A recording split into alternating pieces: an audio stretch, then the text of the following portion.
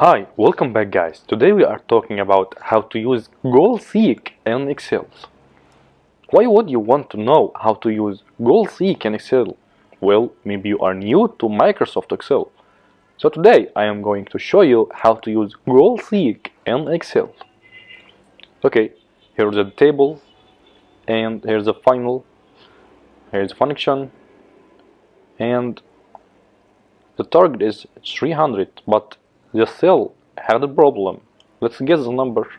No, we can't guess it right. So let's stop on the target cell and go to the what if analysis, then goal seek. Okay, let's type the values we want 300. Then the cell had problem and press enter.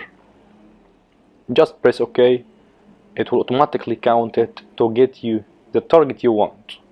That easy, guys. There you go. If you want to know how to use goal seek in Excel, that's the easiest way I know how. If you know another way to use it, leave a comment below. Be sure to subscribe for more videos.